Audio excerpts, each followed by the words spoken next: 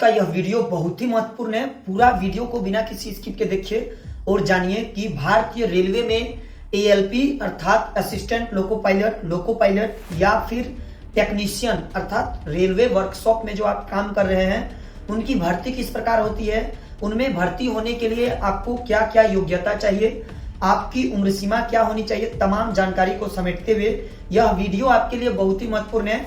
आप इस वीडियो को बिना किसी स्किप के देखिए। निश्चित रूप से वीडियो के अंत होते होते तक आप जान जाइएगा कि रेलवे लोको पायलट और टेक्नीशियन की भर्ती के लिए क्या क्या योग्यता, क्या क्या अर्हता एवं किस प्रकार होती है, उसमें किस प्रकार का विज्ञापन होता है, आप कहां आवेदन करेंगे, तमाम जानकारी के लिए यह वीडियो को आप पूरा देखिए।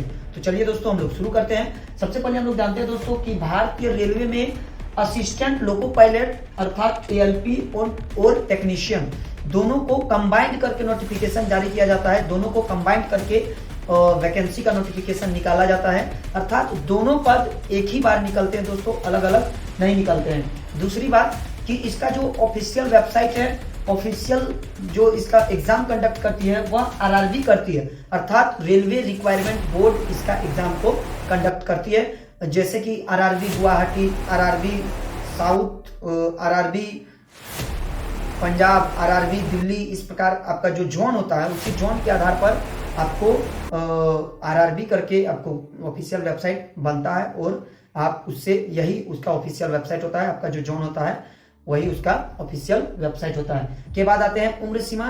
तो 18 से 28 वर्ष के जनरल वाले आवेदन कर सकते हैं। साथ ही साथ उम्र सीमा लगभग 40 वर्ष तक का इसमें आवेदन कर सकते हैं। विशेष प्रकार का एसटी, एससी, ओबीसी को उम्र सीमा में छूट दी जाती है, एक्स सर्विसमैन वगैरह वगैरह को उम्र सीमा में छूट दी जाती है। इस प्रकार आपका 18 से 28 और अप टू 40 वर्ष के युवा इसे आवेदन कर सकते हैं।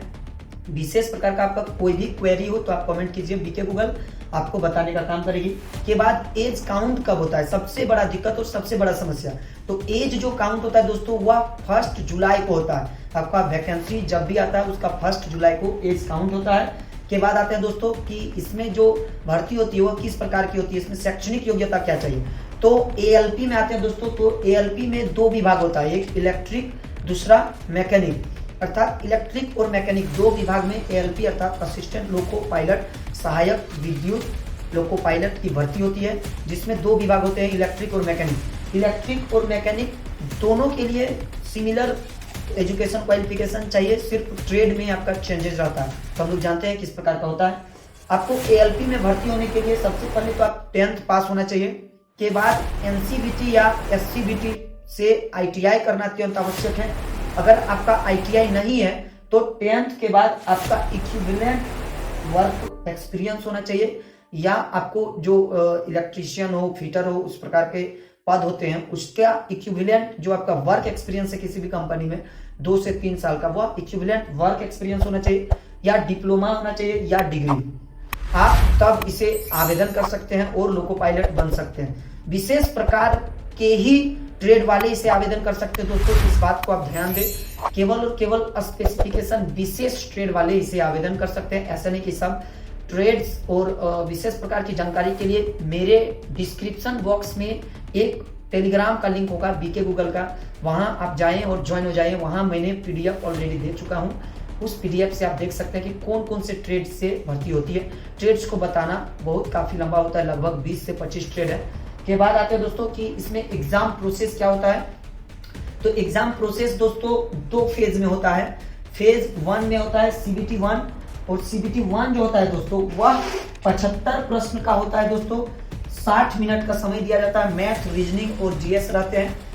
क्वालिफाइंग नेचर का है दोस्तों यह, इसमें मेरिट में इसे नहीं जोड़ा जाता है, अर्थात 40% जनरल वालों के लिए, ओबीसी के लिए 30, वहीं एसटी एससी के लिए 25% मार्क्स क्वालिफाइंग होता है, उतना लाना है, बहुत जरूरी होता है। के बाद आते हैं फेज 2। फेज 2 में 2 पेपर होते हैं दोस्तों, पेपर ए और पेपर बी। यही आपका मेरिट बनाता है दोस्तों। फेज 2 भी क्वालिफाइंग होता है, पेपर 1 और पेपर 2। अगर आप क्वालिफाई ही नहीं कीजिएगा तो आप दोनों पेपर में क्वालिफाई करना बहुत ही जरूरी है। अगर आप क्वालिफाई ही नहीं कीजिएगा तो आप डिसक्वालीफाई हो जाएगा। न्यूनतम क्वालिफाई के बाद ही आपका मेरिट बनता है। के बाद कंप्यूटर एप्टीट्यूड टेस्ट होता है दोस्तों, साइको होता है, साइको के बाद आपका ट्रेनिंग दिया जाता है दोस्तों। इसमें जो सैलरी है उसका ग्रेड पे 19,900 है, प्लस आपको अलाउंसेस विशेष प्रकार के भत्ता दिए जाते हैं। इस प्रकार बीके गूगल ने आपको यह जानकारी दिया कि आप असिस्टेंट लोको पायलट या टेक्नीशियन के पद पर किस प्रकार भर्ती हो सकते हैं। अभी यह वैकेंसी नहीं आई हुई है, लेकिन बहुत ही जल्द आपको यह वैकेंसी दिखने वाली है। आप चैनल में बने रहे, जैसे ही इसका वैकेंसी आएगा सबसे पहले बीके गूगल आपको वीडियो पहुंचाने का, इन्फॉर्मेशन पहुंचाने का काम करेगा। वीडियो पसंद आई तो लाइक कीजिए, चैनल को तो अवश्य सब्सक्राइब कीजिए। जय हिंद।